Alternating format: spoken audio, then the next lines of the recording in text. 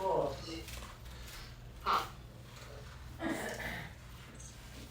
So today we're going to just start recording.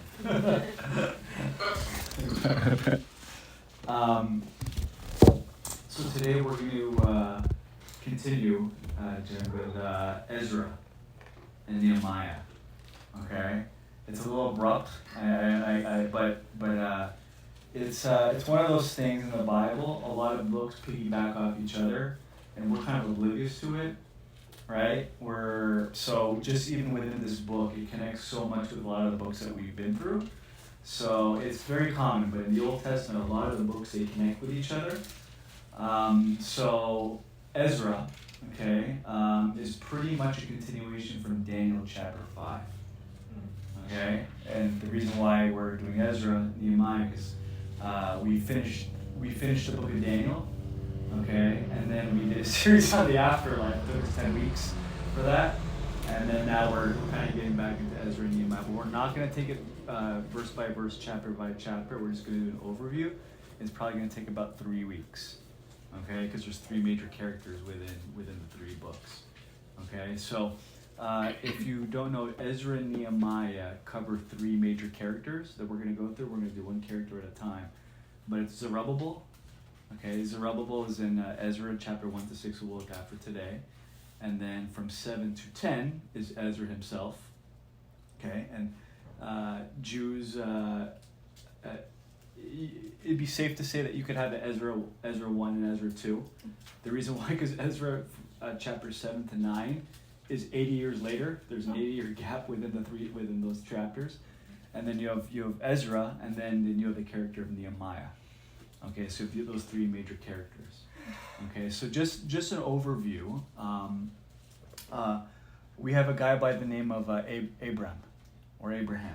Okay, and in Genesis 12, God promised him what? To have a nation. Right? Father Abraham had many sons, right? And him and his wife, this is impossible. We're 75 years old, right? My wife's 65. How is it possible? Okay, but Abraham had a son, and his name was Isaac, and then Isaac had a son, and his name was Jacob. Okay, and then Jacob had 12 sons, and then one of them in particular was Joseph, and through Joseph, he had the whole circumstance where he ended up in Egypt, and as he's in Egypt, he becomes a ruler, and he allows his whole family to come in, and as his family comes in, what do they call that in here in the United States? Chain immigration. Right? chain immigration. You get to use it, yes. Right, where you have one person that becomes legal, and then you're like, hey, what about my mom, my dad, my 10 other siblings, and there's a lot of debate as far as next year's election about chain immigration, but that's exactly what happened, chain immigration, and then you have 400 years that goes by. And now the one family turns into a large family known as the Israelites. The Pharaoh doesn't like that, so what does the Pharaoh do? He makes them slaves. Okay, so it's kind of a power move. When you see certain people in a particular nation starting to gain momentum, you have to kind of demonize them or dehumanize them, or we've seen this historically, right? Not just just throughout world history. So eventually God raises up a guy by the name of Moses. And then Moses, who's also a Jew, he tells Pharaoh, let my people go, right? And then Pharaoh says no, and then they go back and forth, and then all the 10 plagues happen. It's like fireworks in the sky. And then Pharaoh gets so tired, he's like, all right, you can get 100 people can go. So they go, and a journey that was supposed to take 11 days took 40 years. Okay, just going in circles, okay? If any of you are one of those time efficiency persons, meaning you do not like wasting time. Imagine what it had done to your soul. 40 years. Was that before the Red Sea? All that. Okay. It should have took 11 days. Oh, okay. But it took 40 years, because again, they had no GPS. They had no maps, right? But again, this is what happened. But this was God's plan because of their rebellious nature. Okay, and slowly we see the Israelite rebellious nature come along. Now, as time goes by, they lack faith in God. So God's like, you can't enter the promised land. Only the younger people can. Joshua, Caleb, that generation. And Joshua and Caleb lead the younger Israelites. And then what happens is that there is a group called the Canaanites that are in the land flowing of milk and honey. Okay, and they eventually go to war. They defeat them, and now the Israelites are in the land flowing of milk and honey. Okay. Problem is that they had this idolatrous nature, right? Even though they were witnesses, now not just witnesses, but now their stories were written down and told as far as the God of Abraham, Isaac, and Jacob. So what happens was that there's now judges. God sets up these judges as leaders. But if you read the book of Judges, it's arguably the most gruesome book in the entire Bible. It just didn't work out. Okay, so what happened was that the nation of Israel, they looked at other nations and they're like, man, how come they have this thing called a guy by the name of a king? How come we don't have a king? We have the creator of the universe, God that, just departed the Red Sea like nothing and sent fire. The kings can't do it, but we want a king, right?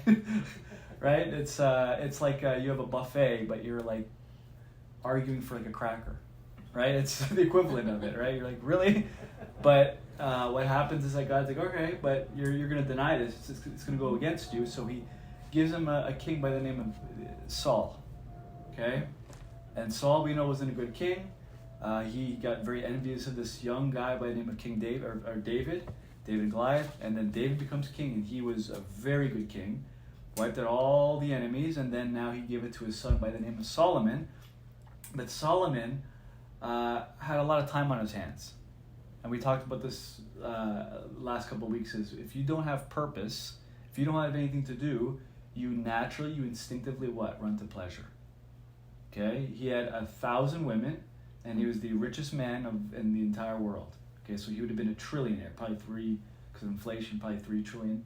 Like that would have been his net worth today. So very rich man, but he had not a lot to do, so as a result he fell into pleasure. He was wise too, but again, he's not perfect. So he falls into this thing called pleasure.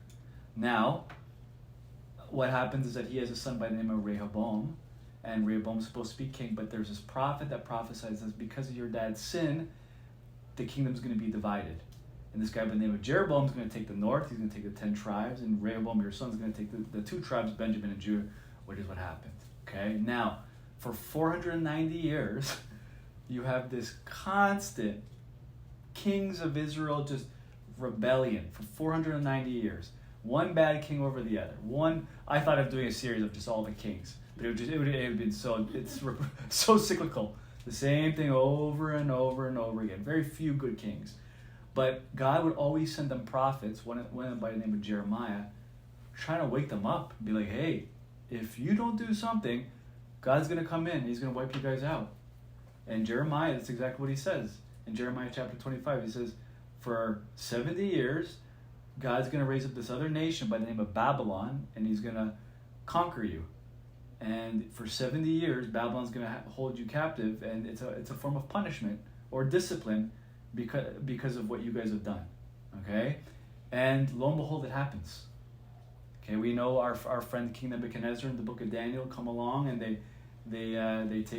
wipe out the temple. They take all the Israelites and they hold them captive. Okay, now this is where we go into the book of Daniel. Okay, so in the book of Daniel, you have the King Nebuchadnezzar. Okay, for the first couple, you have Daniel, or his three friends, Shadrach, Meshach, and Abednego, right? And then what happens after that is we're left off in Daniel chapter 5 with what? King Belshazzar with what? The handwriting on the wall, which I'm pretty sure all of us would have been scared if it happened. Now, the writing on the wall, okay, that chapter to most people is like, yeah, whatever, it's just he wrote on the wall. No, the historical significance of that chapter, the surrounding context is huge because it applies to us today. Okay, so in Daniel chapter 5, we have the handwriting on the wall, okay, and it pretty much, the handwriting was pretty much saying that Belshazzar, tonight you're done, right? All of Babylon is done tonight, okay? Siege war, siege war, like if you have a castle and then you have people trying to take over, those took years to wipe out, okay?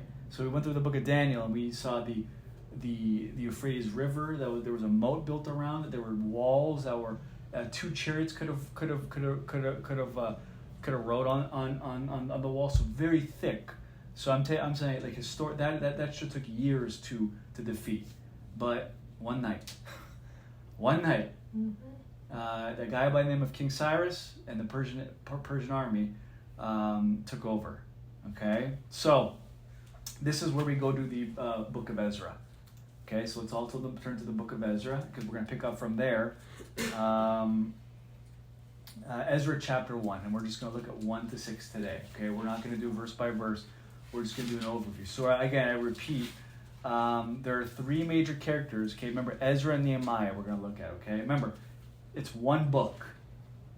One book. Ezra and Nehemiah is one book written by the guy by Ezra, who's a scribe. Okay, he's a scholar. He's a Torah expert. It's written by him, but the reason is even the Jewish Bible, the Hebrew Bible, the Tanakh, it's one book. Okay, the reason why there's a separation is it's only 400 or 500 years ago there became a separation, but again, it's supposed to be one book. Okay, but again, it's divided into chapter 1 to 6 is Zerubbabel. Okay, that's what we're going to look at today. And then 7 to 10 is Ezra. And so Zerubbabel talks about the rebuilding of the temple. And then Ezra, 7 to 10, talks about the edification through the word, okay, or the Torah. He's trying to educate the people. He's trying to build the people up. And then the book of Ezra, or Nehemiah, is all about the building of the wall. Okay? So today we're going to look at chapters 1 to 6. Okay? So, first, can someone read out loud Jeremiah 21, 1 to 14? Jeremiah 25, 1 to 14, just for context sake. 21. 25, 11 to 14. Jeremiah chapter 25, 11 to 14. This whole land shall become a ruin and a waste. And these nations shall serve the king of Babylon 70 years.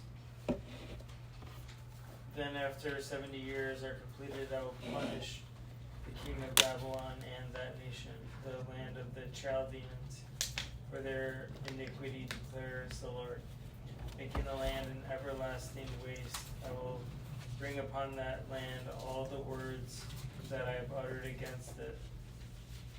Everything written in this book which Jeremiah prophesied against all the nations. For many nations and great kings shall make slaves even of them, and I will recompense them according to their deeds and the work of their hands. Okay, so this is Jeremiah. This is 100 years before this all happened, and that happened verbatim. Okay, so what we know from the book of Daniel is prophecy, not just prophecy of the future that has not been fulfilled today, but that's been fulfilled in human history. That's one of them. Okay, so Jeremiah 25 is fulfilled in the book of Daniel.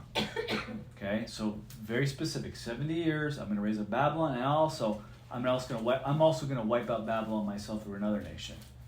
Okay, so let's all go back to Ezra. Okay, Ezra chapter 1, and then can I have someone read verses 1 to 4?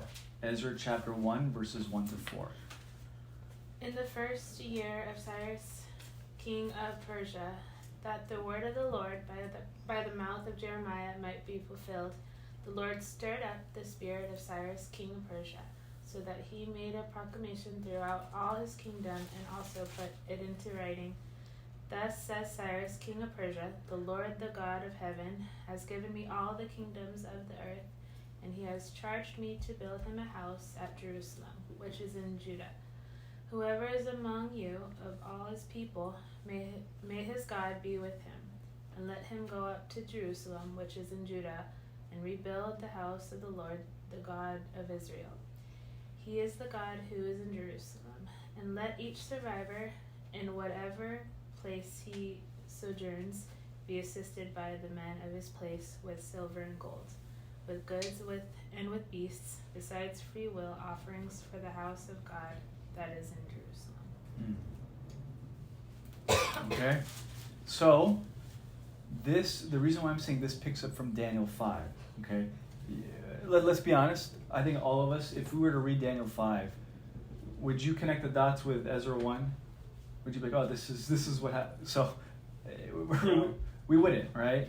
So what happened? Okay, remember the handwriting on the wall. Okay, so they are partying, they are celebrating in Daniel chapter 5. And they were using the altar pieces. Yeah, they were using the pieces from the temple. So like cups and all that, and it was utterly blasphemous. Okay, it's funny because in this chapter there's going to be a restoration of those vessels too. Yeah. Right? So what's going to happen is in Daniel chapter 5, they were completely blaspheming God, right? Drinking out of the utensils or the vessels that was from the temple that they took. Nebuchadnezzar took it, he put it in a specific room, right? And they took it out and they're like, hey, they lost a war, by the way, against Cyrus, and you'd expect them to be afraid, but it's just foolishness, okay? Utter foolishness. Now, the handwriting's on the wall, and it's pretty much saying that you're going to be destroyed in one night. Now, what happened historically, we don't know this from if you read the book of Daniel, but we know this from history, was Cyrus defeated the army of Belshazzar, okay? And what happened was that, remember the walls, the moat that surrounded Babylon? He cut a bunch of palm trees down, and he covered the Euphrates River. So, and as Ezra, he diverted the water away from Babylon, and in one night, it went from 12 feet, the moat around Babylon, the walls, to waist high deep. Okay? So what happened was, in that one night, you had all these soldiers sneak up, and all of a sudden they just went right through. There was no guards, the doors were wide open, and they went in and they killed everyone in that room. Okay? And then what happened was that, history proves, Herodotus, who's the Greek historian that writes all this down, he's not a believer, not a Jew, writes this down, and what he says is 2 weeks later, you had Cyrus come in on a horse, and it was so loud that the ground was rumbling, because everyone loved him. Okay, Cyrus, he was known as Cyrus the Great. Like, of all the names, so the Great, Alexander the Great. Everyone knows King Cyrus the Great of all of them. Okay, his contributions to humanity is very big. Okay, so if you look at the first photo I sent you guys, through the text, it's King Cyrus. Okay, so you probably don't know it, but this guy right here. Okay. Oh, that's why he showed it. Yeah. So this is King Cyrus. Okay, but his contributions. Again, everyone knows Alexander the Great, but not everyone knows Cyrus the Great. But Alexander the Great got his name the Great because he wanted to be Cyrus, because he was known as the liberator. Okay, so remember, in Isaiah 44 and 45, it was prophesied. It's unbelievable. 150 years before he was even born, God called him by name and said, there's a guy by the name of Cyrus I'm going to raise up. Cyrus, 150 years, and everything in that prophecy happened verbatim, saying, I'm gonna lower the rivers. The Euphrates rivers went from 12 to waist high deep. The gates will be wide open, it says in Isaiah 44, 45. History says the gates were just wide open. Like, where's the guards? Everyone was partying. Everyone was drunk. And that's exactly what was happening in Daniel chapter 5. Okay? So, now, the reason why people were cheering when King Cyrus came in is because he was known as the liberator. Typically, if you were a king, if you were a dictator, if you were a ruler, you walk into a place and everyone submits to you. Everyone, I'm afraid, right? You function in fear, and you just do what they say. Follow my religion. No, don't follow yours. They gruesome things. Cyrus was the opposite. He was known as the liberator. So he went in and he made things better. Okay? He made things better. So even here, what is it? He wrote down a decree that's saying the Jews can go back. Okay? So I don't know if you knew this, but Cyrus, in human history, okay? In human history is the first concept of human rights. Of human rights, meaning that you go into a nation, you look for the most marginalized, the most low class, the most disrespected people, and then you empower them. Okay? And guess who were the marginalized at the time? The Jews. And what he did, he says, I'm going to send you back to your homeland. You can worship. In fact, I'm going to write you a big check, and you fund it. And he funded the rebuilding of the temple, because you need all the bricks and all that. You need a lot of money, and he was the one that did it. Okay, so he was known as the one who established human rights, the first ever idea. And in human history, also we have religious freedom. First, it was groundbreaking, because there was no concept of religious freedom, meaning that he went into Babylon and says, so what was going on was that there was a lot of gossip going on as far as the god of Marduk, who's the Babylonian temple. And they're like, Belshazzar, this young kid, is doing nothing. Like, this temple is dirty, etc., and it's not taken care of. When Cyrus came in, he took care of it. Okay, so if you look at the next slide, we looked at this before, but it's Cyrus the cylinder. Okay, this next slide right over here. So if you've ever seen this, okay, this is known as the Cyrus cylinder. Okay, Jenny. Now, what this is pretty much from Daniel 5. Okay, and the way this is a newspaper back in the day, and it's the size of a football. Okay, this little clay pot. Yeah, and then it was pretty much an announcement. This one, which was found only 200 years ago, declaring that Cyrus has taken over Babylon. Okay, Cyrus has taken over Babylon, and they're going to reconstruct the Temple of Marduk. It says it on that. It says it on it. It doesn't mention Israel, but again, we would assume that there was another clay pot or another cylinder made specifically for the Israelites, because again, Ezra chapter 1 says he wrote it down. Okay, so again, remember, if you were a king, you would tell everyone, believe in me, believe in my God, right? Or even worship me. That's the way an emperor worked. But Cyrus, he was a Zoroastrian, okay? Oh, yeah. He wasn't a Babylonian. He didn't believe in the Babylonian god, the god of Marduk. He was a Zoroastrian, and he tells the Jews, no, I want you guys to worship your God.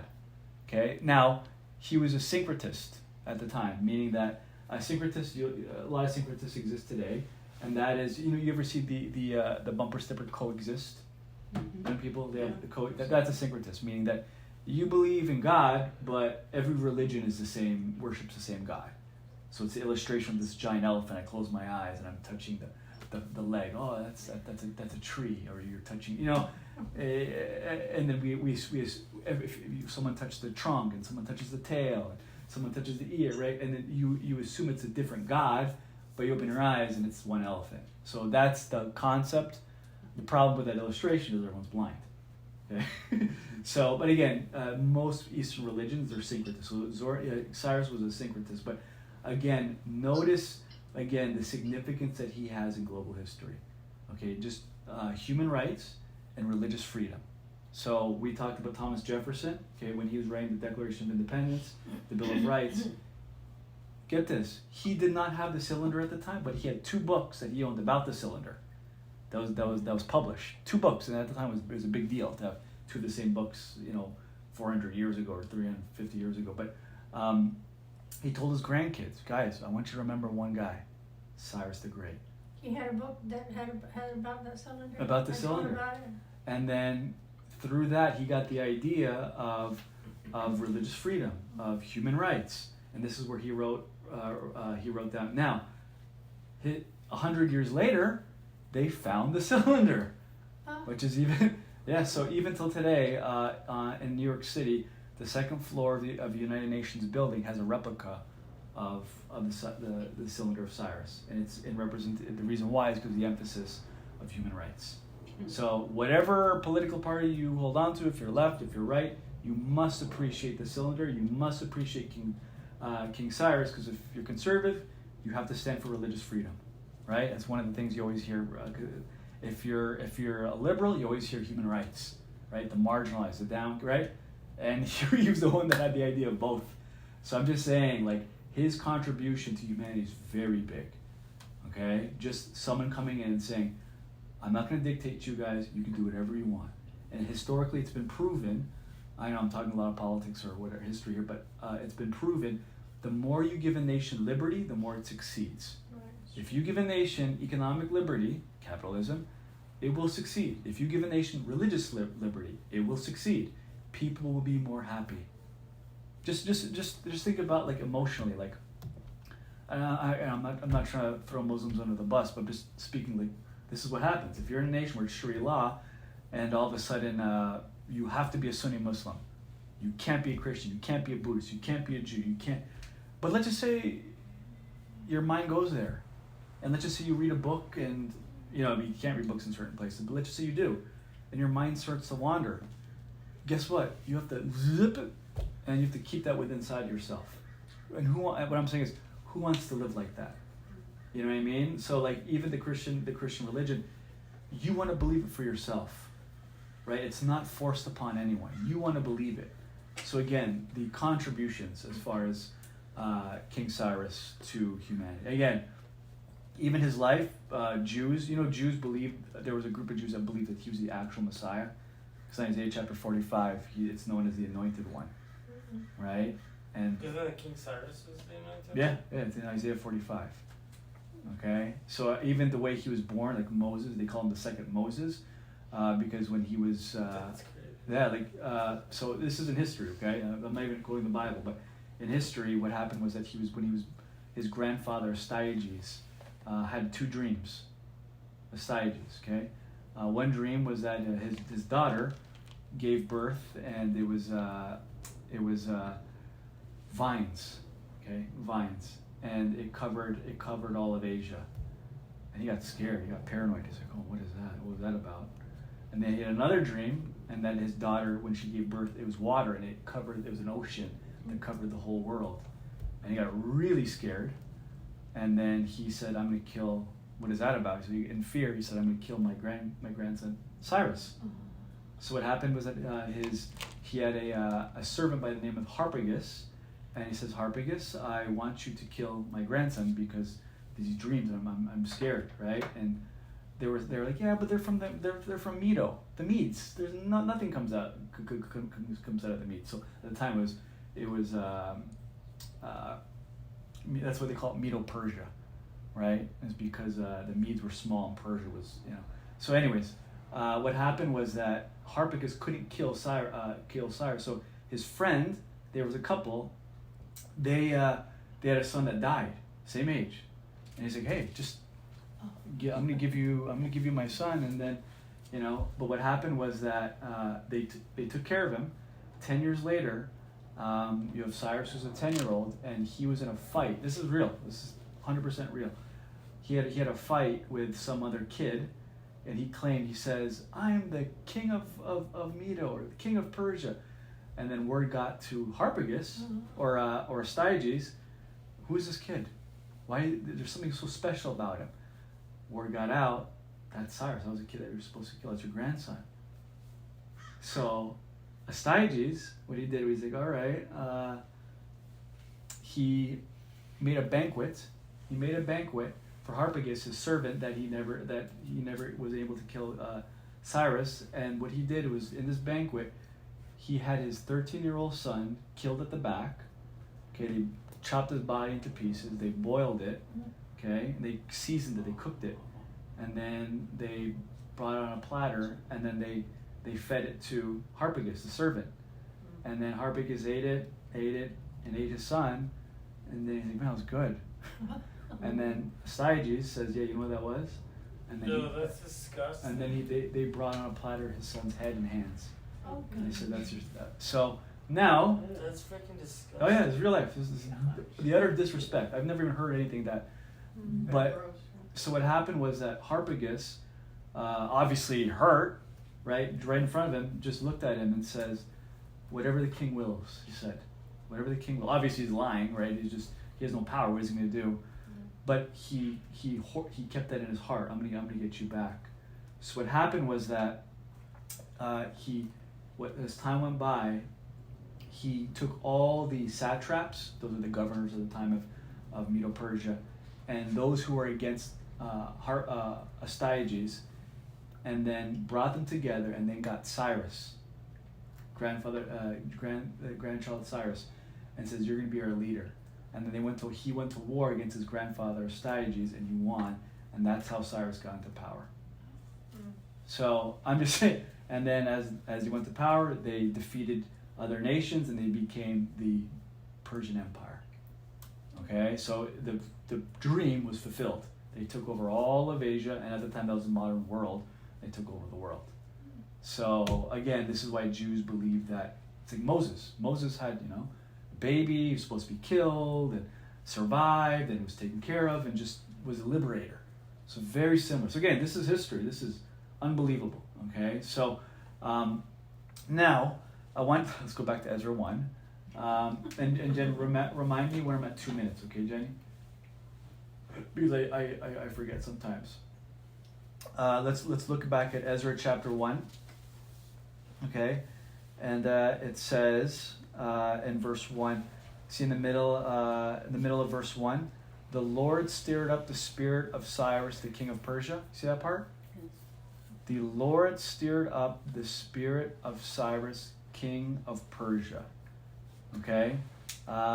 Question is: was Cyrus a believer? Was he a Jew? No. History tells us he was never a Jew. He never believed in the God of Abraham, Isaac, and Jacob. Yet, he was significantly used by God. Okay? I think it's 3 or 4 times in the book of Jeremiah, God calls Nebuchadnezzar my servant before he was a believer. Okay? My servant. So I'm just saying, there's something in all of us where we believe, I have to, I gotta leave my job, I gotta go to seminary, I gotta, etc., in order to be used by God. You can be a baker and be used by God more, You can be a non-believer and be used by God. You can be a donkey. You can be a donkey and used by God. If God wants something to happen, He'll make it happen. And He'll use a guy by the name of King Cyrus, who was a Persian, who had no clue or no concept of God, but He'll use him. Does he ever believe in God? I don't think he did. It's funny because Josephus, who's a Jewish historian, believes someone in his court read to him Isaiah 44 and 45. And then you put the 2 and 2 together. Who read King Cyrus Isaiah 44 and 45? And he marveled too. He laughed at it. He's like, wow, that's interesting. Well, and he says there was a Jew who could read dreams. A Hebrew that was able to read dreams. Like that was the one that showed him Isaiah 44, 45. Our friend Daniel. He interpreted dreams. Right? So it doesn't say Daniel, but I think we know who it is.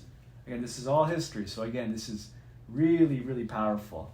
I think it's for about 2 minutes. Okay, well, we'll continue. We're at 2:30. Okay, but it says, the Lord stirred up the spirit of... Look at one page over. Just look at one page over, 2 Chronicles. Look at the very end. 2 Chronicles, so this is why the 2 and 2 are together. 2 Chronicles 36. Look at verse 22. In the first year, Cyrus, king of Persia, that the word of the Lord by the mouth of Jeremiah might be fulfilled. What? The Lord stirred up the spirit of what? King Cyrus. Verbatim. Okay, so God stirred him up. Now, I know we talked about this before, but God is in control over the one who is in control. Okay? God is in control over the one who is in control. He stirred up the spirit of King Cyrus. This was prophesied in Isaiah 44, 45, 150 years before that. Okay, so us, when we look at our phones and we look at the news, we see politics, and sometimes we get scared. And we get scared because we look at it like this, from a bottom-up position. Right? We have no power, they have power, we don't. Right? So we look up and if we like it, we're like, yes, they're on our side. If we don't like it, we're like, oh, what can I do? We're in fear. Right? Again, let me say this again. God is in control over the one who's in control. So as we look up to the person that's in control, Biden, and whoever's in control next year, Biden, who knows, there's always someone above them that's in control of them. And they're in control because the one above them gave them the control. And that one person above them is God. Okay? So if you look at Cyrus, Nebuchadnezzar, who's the one above them? And who's the one allowing them to do what they're doing? It's God. God allowed Nebuchadnezzar to do what he did. God allowed King Cyrus to do what he did. For the good, for the bad. God is in control. Okay?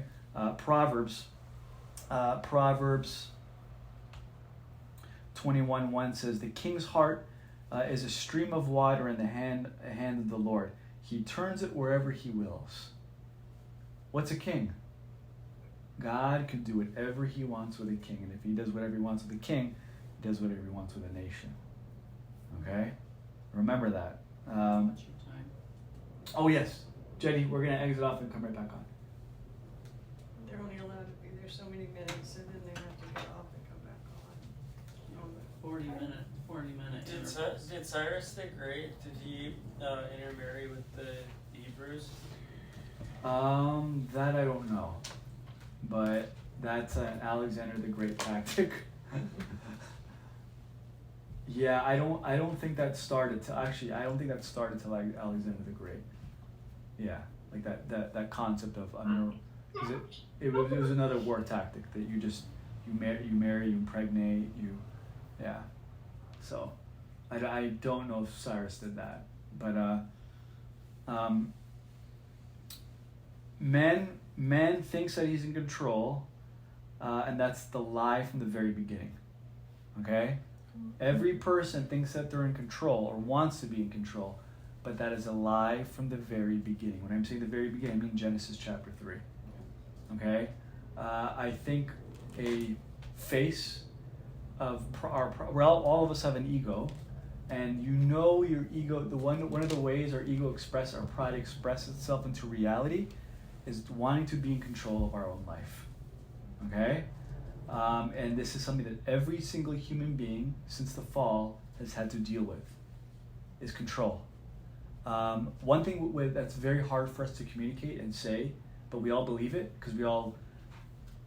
Our actions are way louder than our words.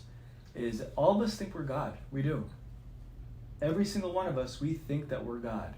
We would never say that because it's utterly arrogant. Maybe Kanye West can say that because if you get to that stature, that power or influence that you believe it, right? And people that have gone to that level of influence have verbally said it. I think I'm God, right? But we're not. And the reason why I'm saying all of us have that is because that was a lie from Genesis chapter 3. You shall be like God. And that lie was ingrained in every single one of us. And when someone's born, a toddler, one of the goals of the parent is to convince them that they are not God. You don't say it like that, but as far as you share it with your actions. For example, there are 8 billion people today on this planet. And there's a God. 8 billion people can't share one planet and be God, right? We all realize that. So if I can't be the God of this planet, then I'm going to be God of these 2-3 feet space that I'm in right now. And if I gain power, it's 4, 5 feet, 6 feet, on and on and on. If it's that, then I'm going to be I'm going to work at this store and then become the CEO. Then I'll be that God there. And if we want to get those control tentacles as far as possible, right? And what life has to teach us, or God has to teach us, is that we're not God. Okay? And what I mean not God, we're not in control. Look at a child. By nature, always wants to be in control, always wants what it wants. And when it doesn't have what it wants, even before it talks, baby talks, what happens? Crying, screaming, kicking. Has a fit. Why? Because inside of us, it wants to be in control.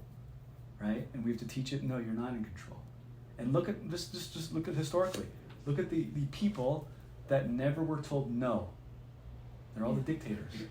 Every single dictator, Stalin, Mussolini, right? All of them had a control issue. But they were never told no at a young age, always had what they wanted. As a result, they just continued to go and go and go and go. Okay? So within each and every single one of it, it's a fight. Remember, God is in control over the one who is in control. So God's sovereignty over every single nation throughout human history. We have to remember that. Now, remember what Isaiah 40 says. Isaiah 40 says that the nations are like drops to God. Little drops. You see a scale. Nowadays we have different scales, but back in I'm trying to paraphrase Isaiah 40. But there were scales, right? The thing in the middle, and then you weighed it. Right? You put the weight, but dust starts to come upon them, and then Isaiah 40 says, see that the dust that are on those scales? The dust, the pieces of dust, it's like a nation to me. Small. Have you ever panicked over dust before? Right? Little dust, oh my God, I'm scared. Right? To God, that's what a nation is. Right? So remember, God is in control over the one who's in control. So knowing that, how should our response be to American politics with that? A very specific question. In light of what we're experiencing, okay, whatever political position you hold to, how should you apply the sovereignty of God over American politics? The reason why I ask is a lot of people freak out. A lot of people are anxious, right? Well, what should be the response be? God is in control. Well, I think somewhere in the Bible it says to who's ever in charge, like, you always have someone in charge of something that Yeah. we should follow the law. Yeah. I mean, Yeah. as Christians, Uh-huh. sometimes we don't want to, but they're the leaders, and if God's in charge, then He's had them in that place. Yeah. You look at today. Our response should be peace. Right. We're not panic. Peace. I think it's not a popular opinion of what I'm going to say, but it's not political. It's from the Bible. Whoever is president, left or right, if the nation goes up, that's God's plan. If the nation goes down, that could be God's plan too. Okay, so I'm going to be specific here. But if this nation that is clearly falling into idolatry, clearly, okay, this is an idolatrous nation. Young people, all into idolatry. And if God is looking at this nation, like, they don't follow me. They think they follow me, but they don't, right? And He's allowing the current president to destroy the nation, then that might be God's will. Right. It's an unpopular opinion, but I'm saying He's in president for a reason. But if He's president to destroy the nation, or wherever you believe about it, then that's the plan of God. Right. Okay, and sometimes we might be fighting the plan of God. So Isaiah 3 talks about Israel, who was a rebellious nation at the time, and you know what He says? I'm going to give you guys kids that's going to rule your nation. I'm going to give you incompetent people that don't know what they're doing. And guess what? There's going to be utter turmoil. People are going to start fighting each other. There's going to be no peace. And that's my form of judgment towards you guys. Not Babylon, not Medo-Persia. I'm going to give you guys weak leaders, and you're going to kill each other. That was a judgment in Isaiah chapter 3. I'm just saying, applying the sovereignty of God today to what's going on, based on Ezra 1. If that's the plan of God, then we have to accept it. Right? But sometimes don't you see where things were so horrible, get so horrible, that people think, oh my gosh, we should have done something. Well, people that are kept from the Bible, are kept from going to church and stuff in some countries, they can't speak it, be a Christian. Yeah. They want that even more. So sometimes things happen, you're like, look what we lost, look what we didn't do. Right. And you're like, we better get back. Yeah. We better get back to Christ. Mm-hmm. Better try to turn this country around. Well, Because you see it going. Like when, and I'm all for politics. Okay, like I'm not one of those people that says, "Oh, forget politics. Let's just talk about the Bible." Like I'm all. It's just we need to put the cart before the horse, and we need to put our hearts before any political agenda that we have. Because some people they don't do that. They have politics and they think that's going to save the nation. And I believe it's going to play a part. I'm just saying I think the heart of God can change a nation without any political policies, right? And He's done that with this nation before with the Great Awakening, the first, second, right? So I'm just saying, remember, God is in control, the one who's in control, and we should respond with peace versus panic, because it's so prevalent. We look at our phones and you freak out. And I think both sides are freaking out right now. Okay, so let's continue with the passage. Now we don't have to read it because of due to time, but we're supposed to go for the 6 chapters today. Ezra 6.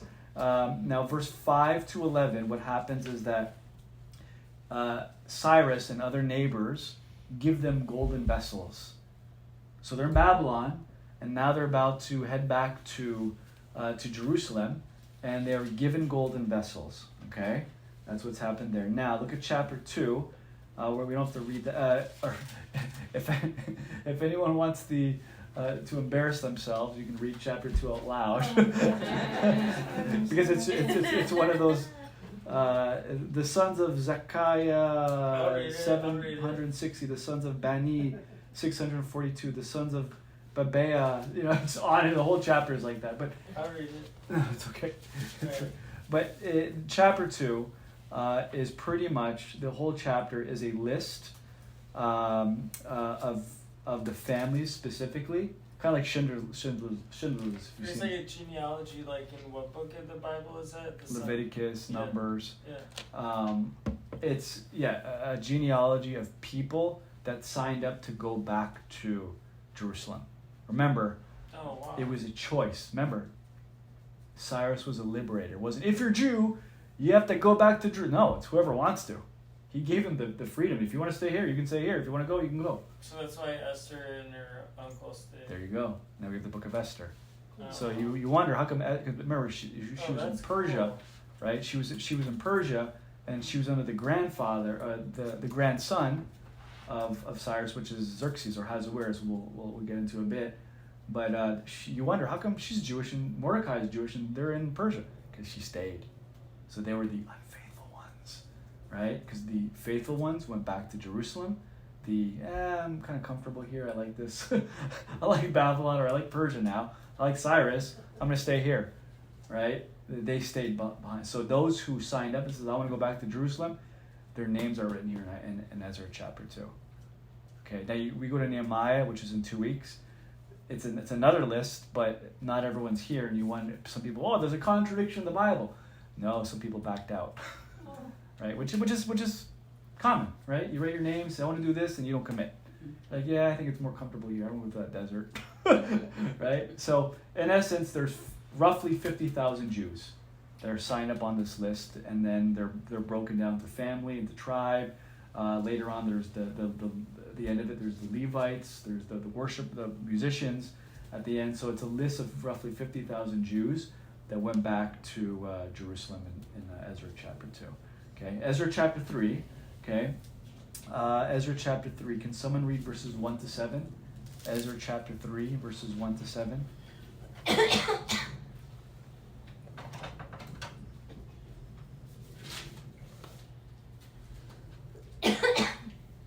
When the 7th month came and the Israelites had settled in their towns, the people assembled together as one in Jerusalem. Then Joshua's son Jozadak and his fellow priests and Zerubbabel son of Shealtiel and his associates began to build the altar of the God of Israel, to sacrifice burnt offerings on it, in accordance with what is written in the law of Moses, the man of God.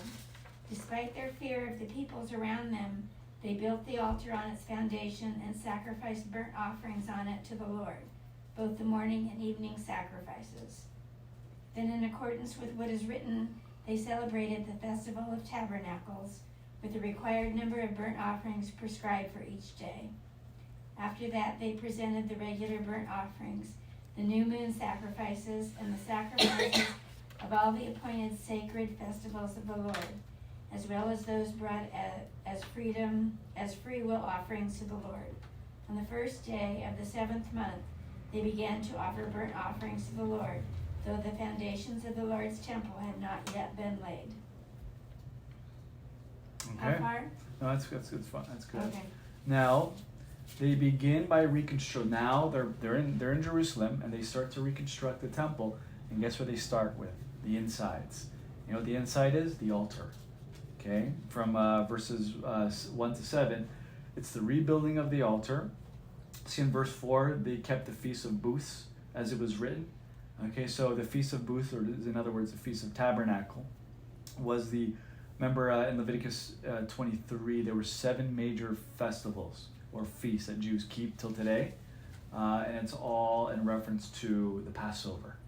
Okay, so the Feast of Booths is pretty much, it's this month, at the end of this month for 7 days, but it is also the Feast of Tabernacles, and what it is, they remember as for 40 years as Israel was traveling, they stayed in tents, or they stayed in booths, and what that looked like was they took palm trees and they had wood, and they put it over the top, and some of the sun would come in, some of it would be shade. So if you look at your phone, I think I put 2 photos of Jews celebrating the Feast of Booths, even till today. Hold on. Yeah, the That's next. when they were wandering. Yeah, so if you look at the Father and the Son looking up, that's exactly what they do. They put the palm trees on top there, even the second one, right? So they do that in remembrance of for 40 years when they didn't have tents like we do, right? So they had palm trees and they had to make tents. Yeah, so it's a celebration of that. Now, question. Why did the Jews start with the altar? They started with the altar. It's the most Because important God was part. there. What's that? They felt that God was there. So remember, we talked about inside out living versus outside in. Outside in is you focus on the externals of your life and you move in to your heart. Inside out living, you start with your heart and you move out. And this is exactly what it's about. You start from the very essence of what the temple is about. This is the second temple building. It's about the altar. And through the altar, you're able to make sacrifice. Okay? Remember, there's no worship without sacrifice. You cannot worship unless there's some form of sacrifice that's given. In 2 Samuel 24, David is given, he's given ox, wood, and stone to make a sacrifice. But he was given it.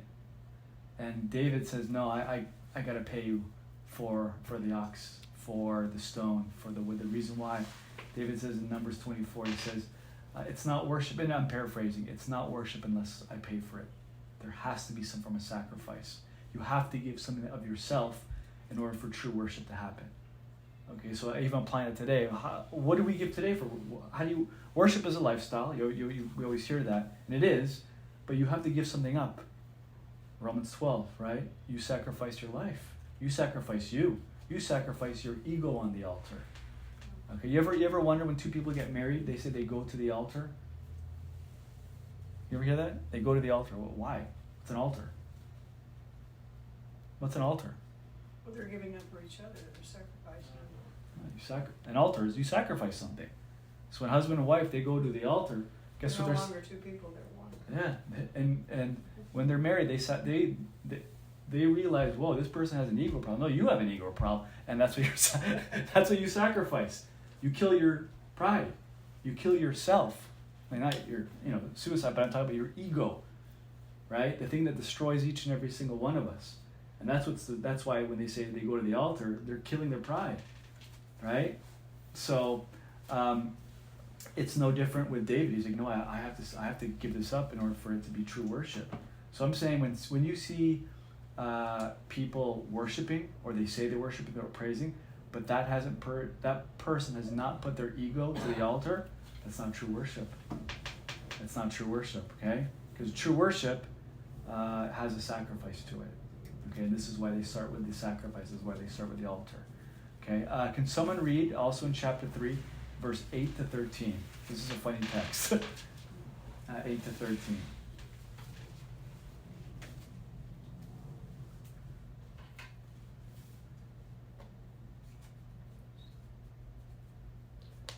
In the 2nd month of the 2nd year, after their arrival at the house of God in Jerusalem, Zerubbabel, I can't say that, son of the Shealtiel, Jesuit, son of Zodak, and the rest of their brothers, the priests and the Levites, and all who had returned from captivity to Jerusalem began the work, appointing Levites 20 years of age and older to supervise the building of the house of the Lord.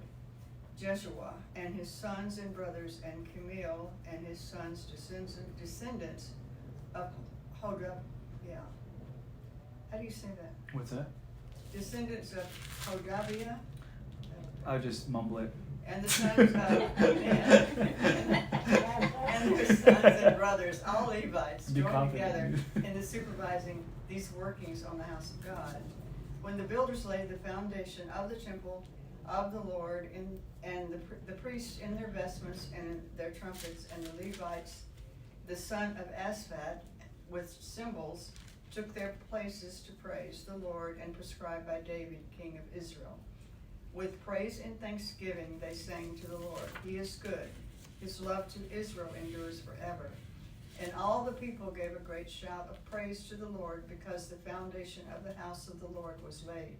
But many of the older priests and Levites and family heads who had seen the former temple wept aloud when they saw the foundation of the temple was being laid, while many others shouted for joy. No one could distinguish the sound of the shouts of joy from the sounds of weeping, because all the people made so much noise, and the sound was heard far away. Oh. That was quite a sight. Yep. So, remember, 70 years went by, okay? 70 years went by when they were in Babylon, and some of those people that were taken captive before Babylon came were still alive. They were the older people at the time, okay? But most of the people, most of these 50,000, they're most likely younger, so they've never seen the temple. So now when the foundation is built, okay, and there's supposed to be this big celebration, it was like you ever go to an arena and half the people are booing, half the people are cheering, or a controversial celebrity or person, they show them on, and half the people boo. You can't really pick right? It's just a weird noise. That's exactly what's happening here. Okay, so the older people, why are they mourning? Because it wasn't like what they were used to.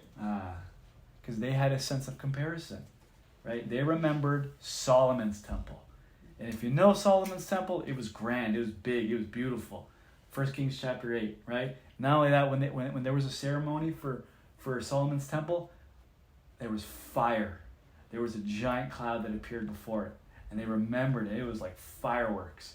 And when this one came along, it was small, it was puny, and there was no fire, there was no cloud. So the younger people, they have no sense of comparison to, they'll cheer for anything.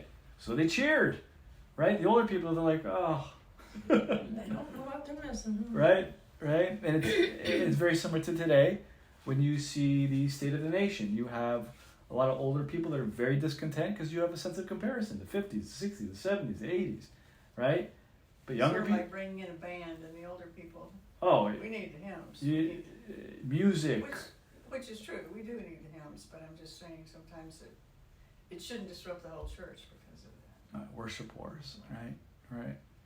But, a sense of comparison. But when good moments in the past turn into bad feelings of the present.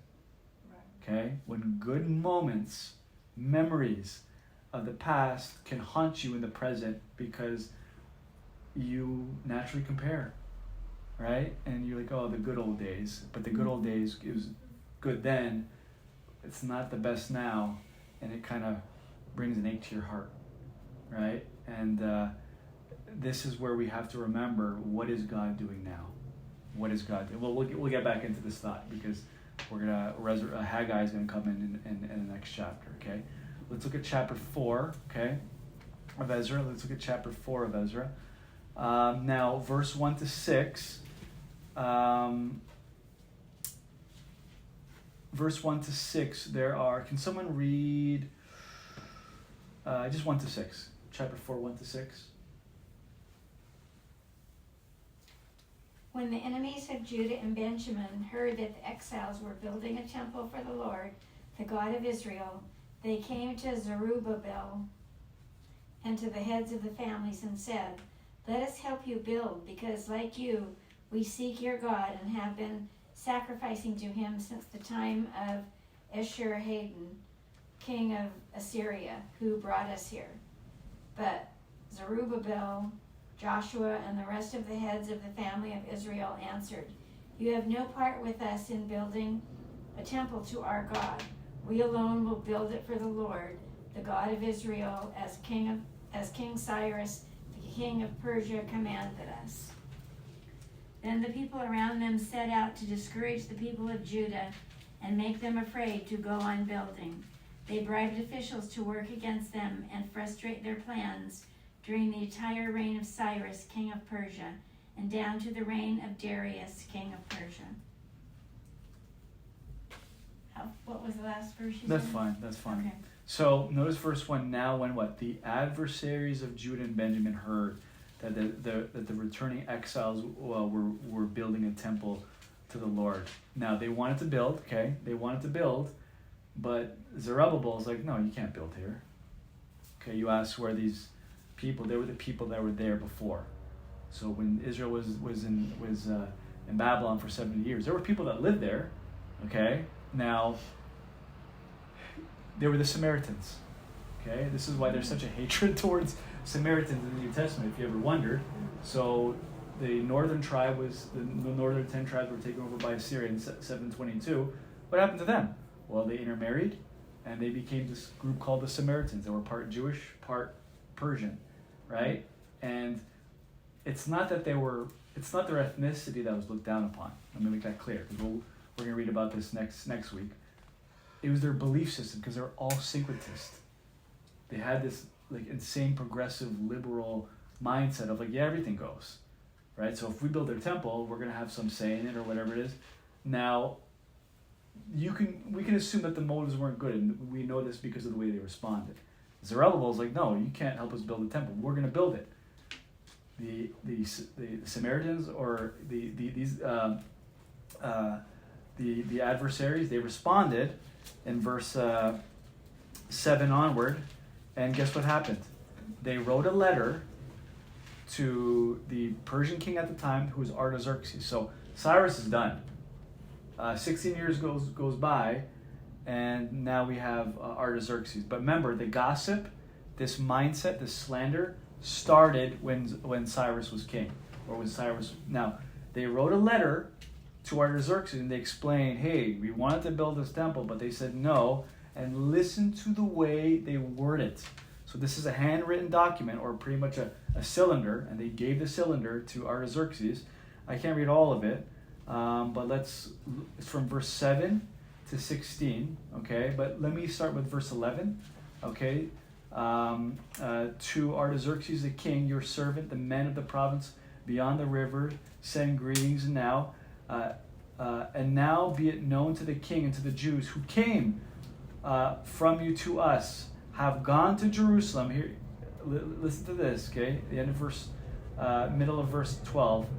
They are rebuilding that rebellious and wicked city. Oh, right? There's a letter.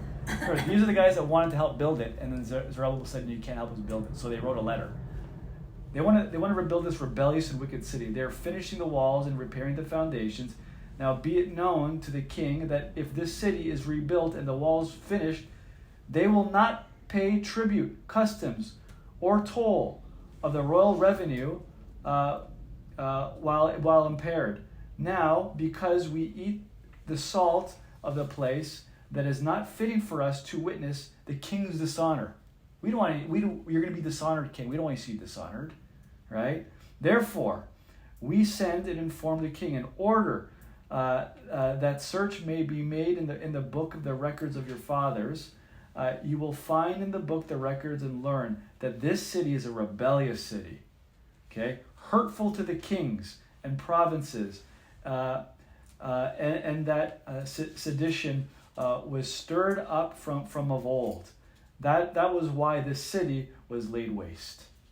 Okay? Hear that? Now, is that accurate? No. It's not accurate, right? It's not accurate. But again, the wording. They're not going to pay taxes, right? They're going to dishonor you, king. It's this evil, wicked, rebellious city. They're very hurtful. They're going to... So again, this is what we know as the timeless nature of slander or libel. Okay? The timeless nature of slander or libel. Okay? Slander, this is clear slander here. They're making a false statement of something to ruin the reputation of the person. That's what slander is. Okay? You say something false about the person to ruin their reputation from another person. Okay? Or libel is pretty much you're slandering someone, but you're doing it through publication. So writing it, or defamation, right? If I introduce you to someone new, you don't know who that person is, but before I introduce you to this new person, I say, oh, by the way, and I say, they like to steal. I just say that. I have no evidence of it, but they like to steal, right? When you meet that new person, say Bob is his name. If I introduce you to Bob, I say Bob likes to steal, and you meet Bob, you will have a filter of theft over Bob, even though there's no evidence of it. I just slandered him. And let's just say you know him for 20 years. He hasn't stolen a thing. But you have that in the back of your head. You're like, where'd that come from? Someone slandered him. The power of slander. How it destroys. Okay? Now, very interesting about this text is where did the slander start? Way back from verses 1 to 7. We have Cyrus, and then in verse 6 it says Ahasuerus, and then all of a sudden in verse 7 we have Artaxerxes. Historically speaking, that slander went through 7 different Persian emperors, lasting for 16 years. You see that how it went? That slander went from one to another to another to another. Picture our friend Ahasuerus or Xerxes. Remember from 300 from the book of Esther, right? He already had Mordecai he was dealing with, and now he has this other slander he's dealing with towards the Jews, right? But the power of it, how it tweaks people's thoughts. Proverbs 11:9 says, with the mouth, the godless man would destroy his neighbor. Okay? James chapter 3 says the power of the tongue, especially slander. It's like little fire. And that little fire will spread into a whole forest fire, all with a little slander. Okay? Now, let's be honest, we see that today. Right? How many of us, we've had a bad thought about a person or a friend or maybe someone in the news, and we can't think of them in a clear, right perspective because of slander. Right? Remember, this lasted from generation to generation to generation. And with all due respect, look at all the things that are listed towards the Jewish people in Israel. There are certain news outlets, I'm not gonna name, that speak about the exact same rhetoric as what we're hearing right now. Right? Some Arab will bomb will bomb Israel. We're not going to say a thing about it, but Israel will respond to that bombing, and let's just say they'll kill 2 Arabs, and all of a sudden you'll hear a news report: 2 Israelites slaughter, right? They're just the most 2 innocent Arabs, right? And that's what you're going to hear on the news. And most of they say it was children involved too. Yeah, and then you'll have the children, and poor Arabs, etc. There was an incident that happened last week. I saw this. There was an old lady, had a hijab on, took out a knife, and she tried to stab an IDF soldier, Israel Defense. Okay, the Israel Defense slapped it out of her hand. They just kicked her. Right. A certain news outlet took the part where he kicked the old lady and projected it. And they missed the part where she had this big knife and tried to stab him in the stomach. You see what I'm saying? But again, the exact same slander happens. And you wonder, this happened 2,500 years ago, this passage is. Right? And it still persists today through certain news outlets. Human nature does not change. Technology changes, but human nature does not change. Okay? The exact same story we're hearing 2,500 years later. Okay? Do you think of the amount of lives that have been destroyed because of slander? Through libel? Through defamation? Hitler couldn't... What's going on right now? Hitler could not have pulled off the Holocaust unless he had a guy by the name of Joseph Goebbels, who was the minister of propaganda. That was his term, minister of propaganda, meaning you're going to spew lies out to convince and lie to people. About who? The Jews. Right? Joseph Stalin. He could not have done what he had done unless he had a minister of propaganda, which he did.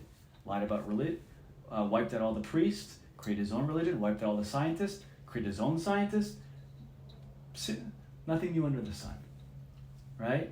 So back in the day, you had a newspaper, and adult had to reiterate to young people. Now, the young person just looks at their phone, and they don't need to ask the young person. They just see it, they believe in it. Right? Mm-hmm. Nothing new under the sun. Okay? Let's look at chapter 5. Okay? Now, look at chapter 5. Can someone read verses 1 to 2? Chapter 5. Oh, so after the slander, Artaxerxes, he falls into it and says, all right, you guys have to stop building the temple. So they stop building the temple. Okay? 16 years go by of no building the temple. Chapter 5. Can someone read 1 to 2? Now the prophets Haggai and Zechariah the son of Iddo prophesied to the Jews who were in Judah and Jerusalem, in the name of the God of Israel who was over them. Then Zerubbabel the son of Shealtiel and Jeshua the son of Jozadak arose and began to rebuild the house of God that is in Jerusalem, and the prophets of God were with them, supporting them. Any names ring a bell? Any names ring a bell? Verse 1. Now the prophets who? Haggai and Zechariah. Did we not go through those books? Right? So we went through Daniel, went through Esther, went through Haggai, went through Zechariah, and they all relate to this book right here. So now God's going to raise up 2 prophets because of this 16-year wait period. The Jews, what were they doing? 16 years. So God's like, all right, I'm going to send 2 prophets, one by the name of Haggai, one by the name of Zechariah, to wake these people up. Okay? We're seeing a theme here. Whenever the Israelites are not listening, God has to raise up a prophet and send them, all right, to communicate something to them. Now, the decree was communicated. Now, Haggai, okay? The book of Haggai, I'm going to read verses 4, chapter 1, verse 4 in the book of Haggai is only 2 chapters, okay, really short, but very powerful. And in the book of Haggai, chapter 1, verse 4, you don't have to go there, but I'll read it. It says, it is time for you yourselves to dwell in your paneled houses while this house lies in ruin. Now therefore, thus says the Lord of hosts, consider your ways. In other words, what was going on was that they got so comfortable within those 16 years that they focused on their own houses versus the house of God. So they left the foundation of the temple, they didn't do anything with it. They just left it, and then they focused on their own house. Right? So it's like, imagine the house of God just being neglected, and we're like, yeah, we're gonna get some new bricks for our own house, and then a nice fountain, right, for our own, and then God's like, you got it backwards. We need to focus, because that was the ultimate reason why you came back to the nation of Israel, not to be in comfort, but what? To focus on the house. Right? If you want to be in comfort, you could have stayed in Persia or Babylon.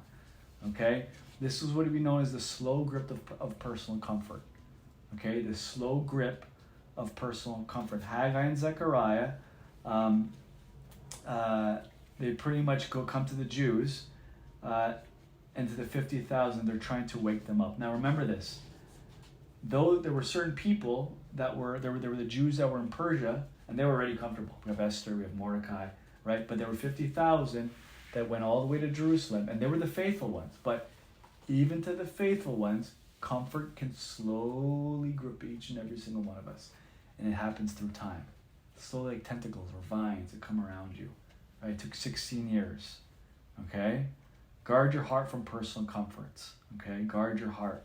In Haggai chapter 2, verse 3 says, who is left among you who saw this house in the former glory? How do you see it now?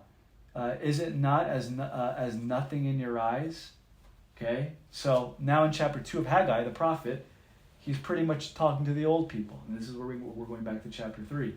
And to the old people, he's saying, you guys are so discouraged because you saw the former temple, that big grand temple, you saw the fire, you saw the smoke, and now you're discouraged, right? Jen, do you want to exit off and come right back on?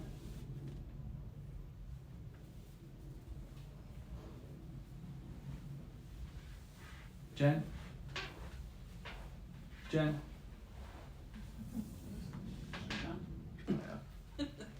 That's okay. That's okay. Potty break.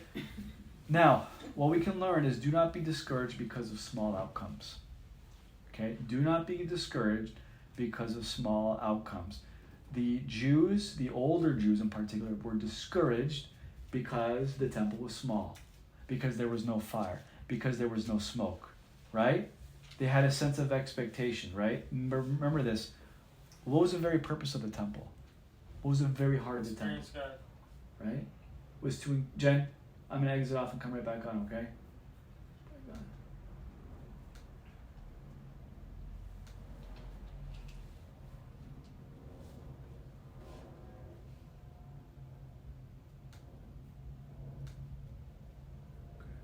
Now, what was the very essence of the temple? Heart of it. We went through the afterlife, so we should know this. It's the presence of God, right? So it's not about external things.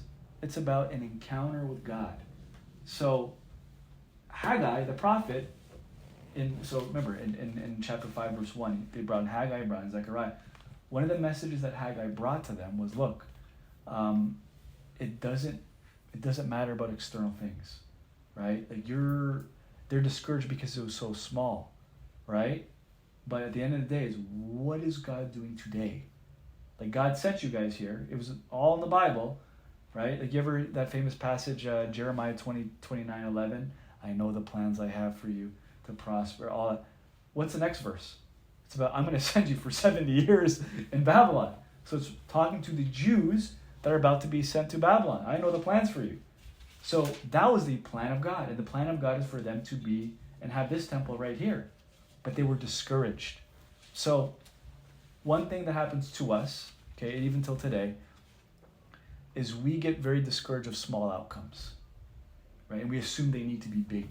Because we have in our minds, big equals God, small equals no God. Is that true? Yeah. All of us have that in mind. If something's small, God's not at work. If something's big, the Lord's at work. Yeah. Well, the sad part about that is kind of what we were talking about before. What about Joseph Goebbels, all these like propaganda and slander? You can get a big crowd by lying. Okay? You can create a church just off social media, off hype, etc.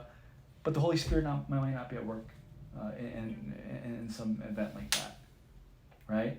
So I'm just saying, for us to adapt, to grow, and to see what is God doing today, that's the question we need to ask. Okay, what is God doing now? Because what we do is we compare, we look at big, we look at small, we look at good times in the past, we look at bad times in the present, and we compare. But we need to ask ourselves, what is God doing today? Okay? 2020, COVID lockdowns, everything.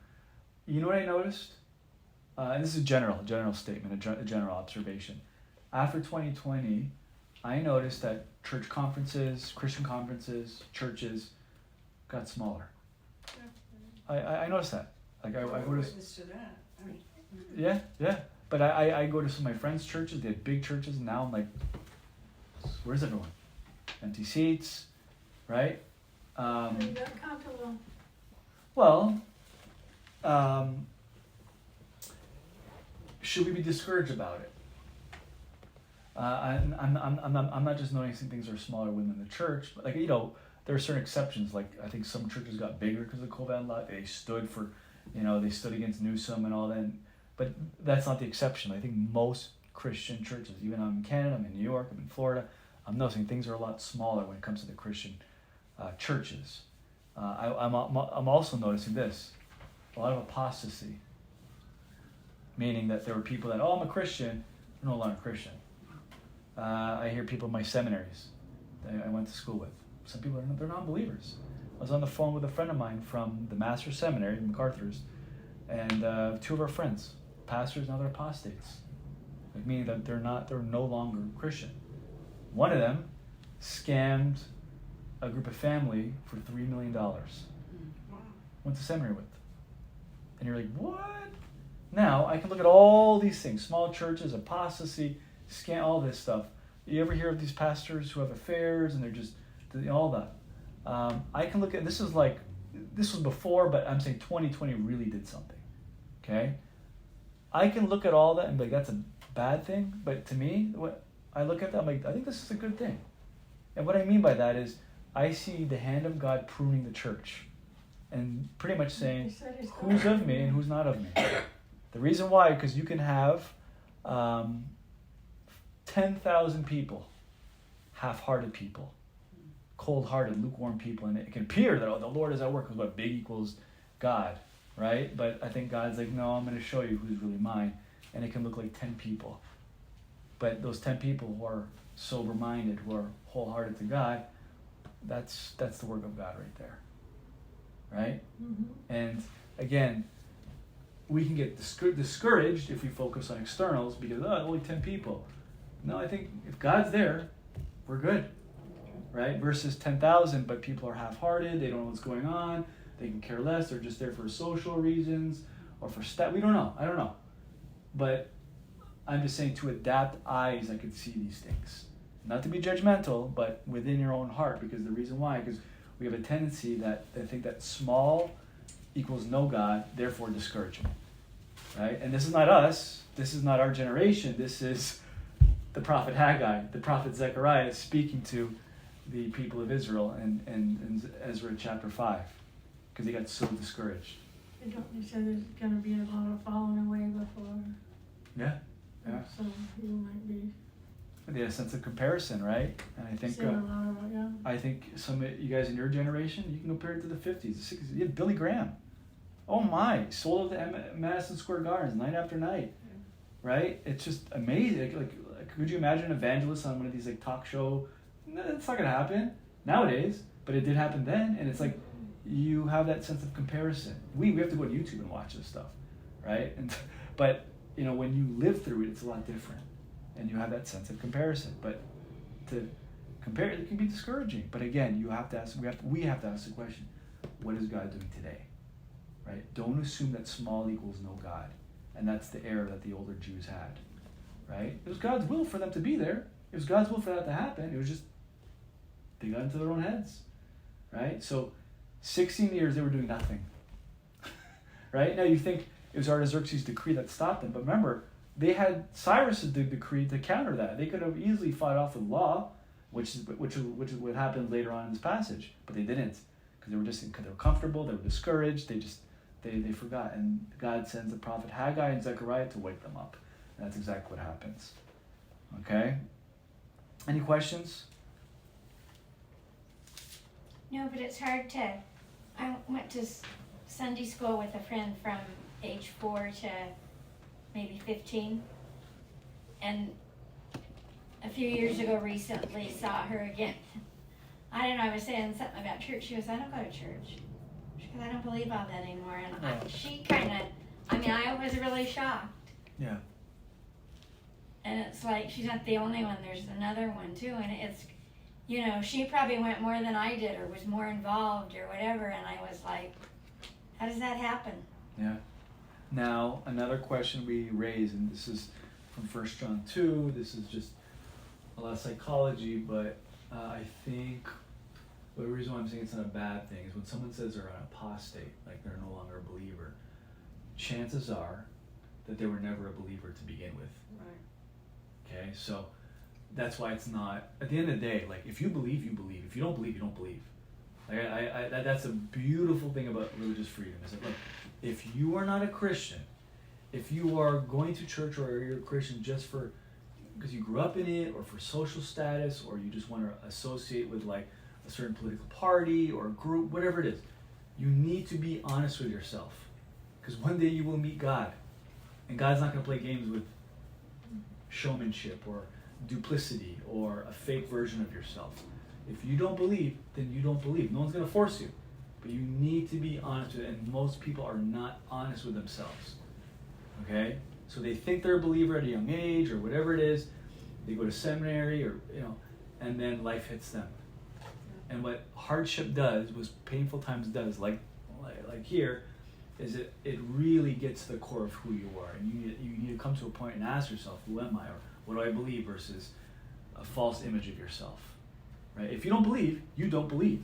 But I think what happened from 2020 onward is this: God was really showing who really believes, who is really a genuine Christian, or who is just, you're trying to show. You know how many younger pastors? They wrote books at a young age. They got famous. They're not even, they're done.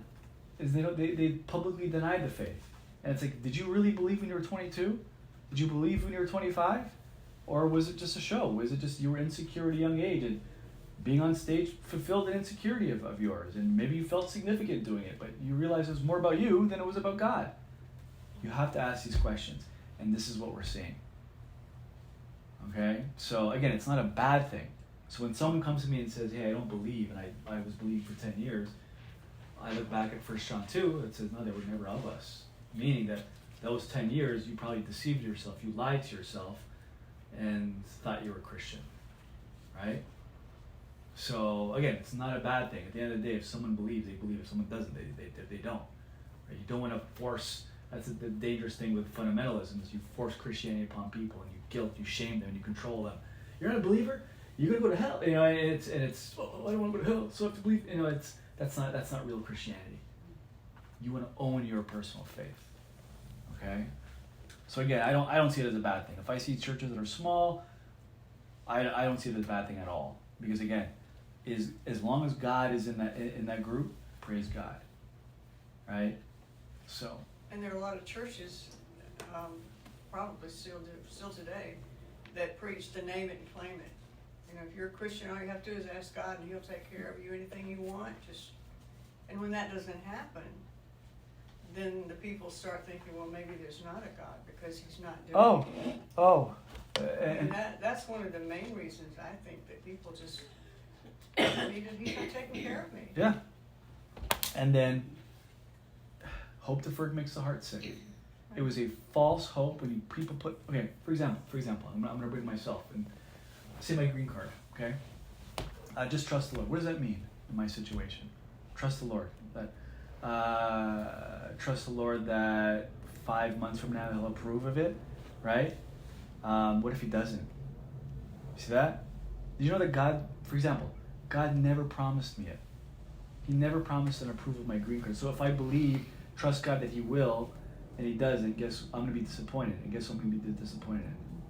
God. But He never promised. You see? When God says trust in me, it's usually in reference to things He specifically promised a person.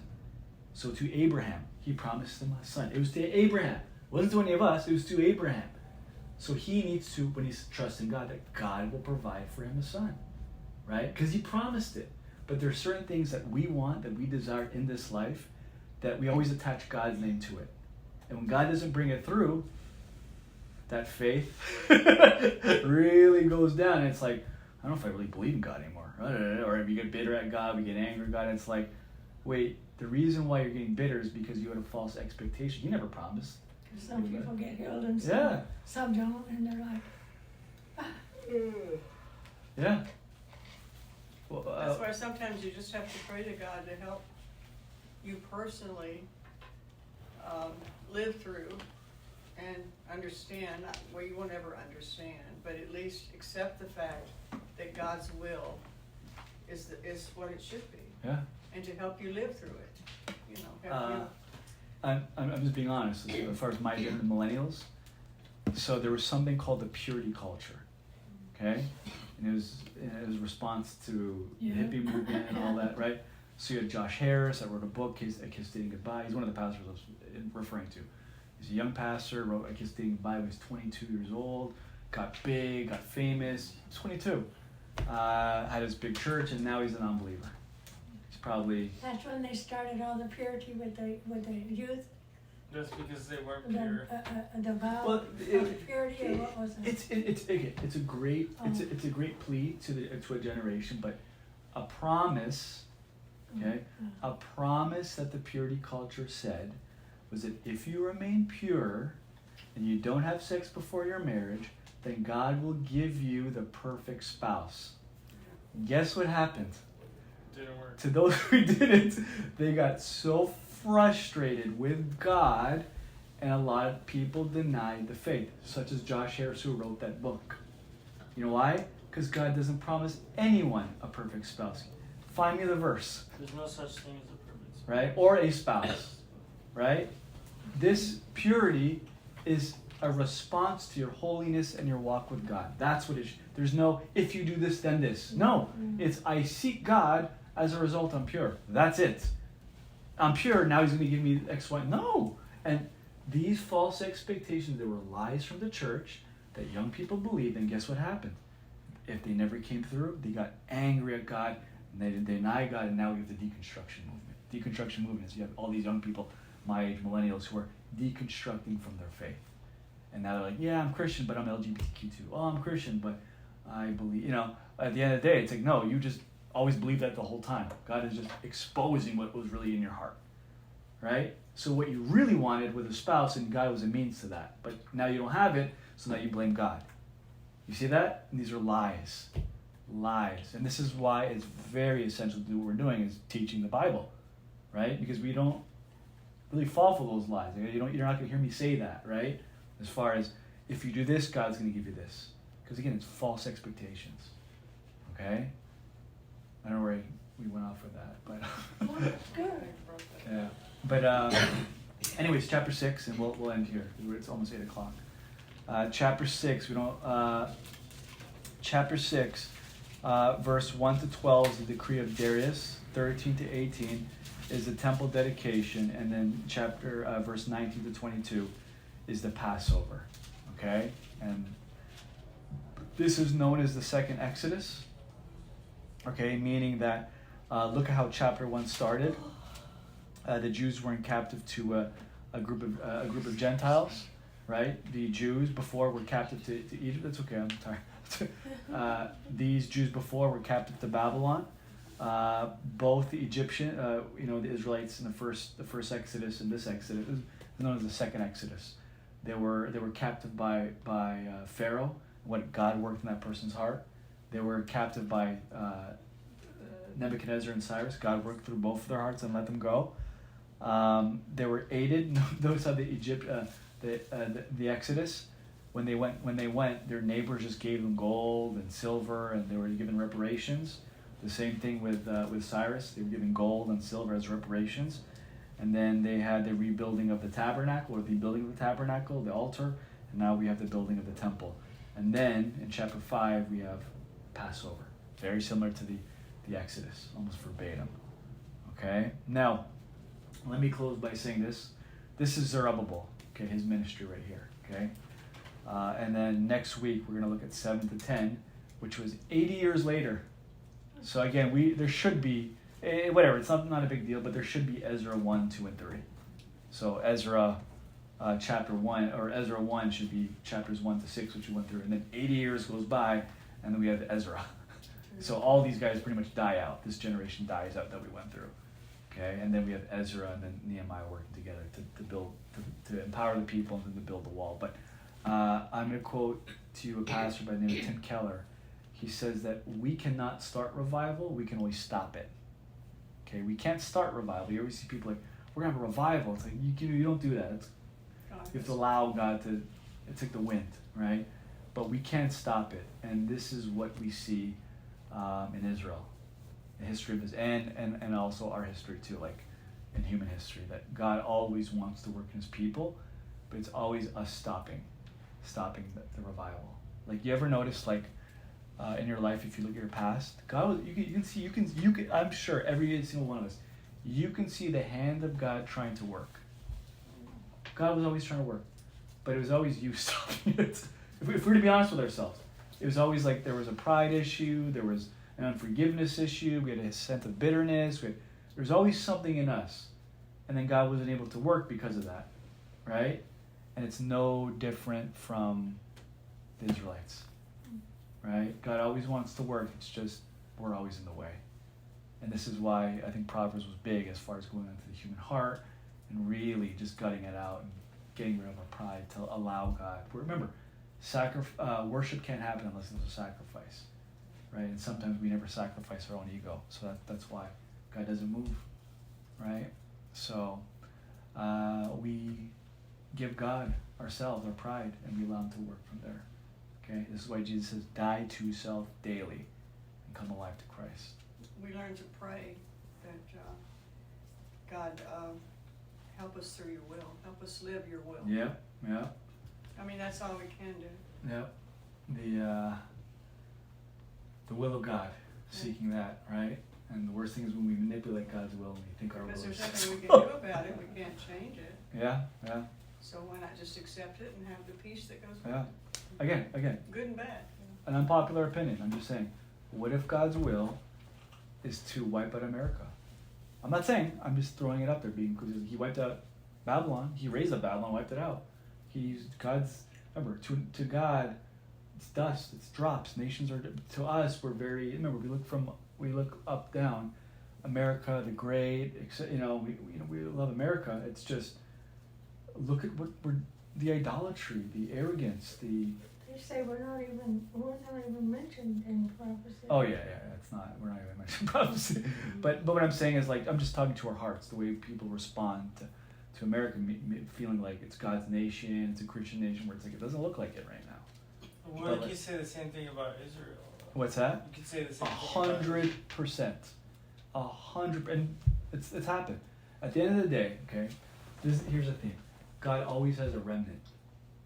If there's like 10 people, if there's a little group of people, He will always preserve that little group. There's 50,000, right? Taylor Swift sells up more than 50,000, right? For concerts. I'm just saying, like, that's what God preserved. It's not that many. It's not a lot. Only 50. And what happened to the 50,000? They got unfaithful. They got comfortable for 16 years. They just left the temple there, just sit out and do nothing, right? Mm-hmm. But God would always work with that small remnant. So you look at Elijah. He's like, I'm by myself. He's like, no, I got other people out there. You look at Lot, right? There was always a group of people. Even one family. God would have preserved humanity just for one family. So I'm just saying with today too, like if you look at the Jews, if you look at the church, even if there were a small group of people, God will still work, right? So exactly, you can see the same thing with Israel. Okay, I'm not, when I say Israel, I'm not talking about the Jews who are living in Israel that are Orthodox Jew, that, you know, Shema Israel, that are not. I'm talking about those that believe in Christ that are Jews. Those are the real Jews, okay? That's the one. Those are the people that God. He's like, you know what? If you wanted to, he's like, forget the dome and the rock. I'm going to destroy this thing. I'm going to let all the Arabs wipe you out, except for my family here, those who believe in Christ. Those are the real Jews, right? So that's why it'd be good to go through Romans, because 9, 10, 11 goes through all this. But that's another time. Okay. All right. This is 8 o'clock. So to next week, we'll do 7, 8, and 9 of Ezra, and that's our character Ezra. Okay. So.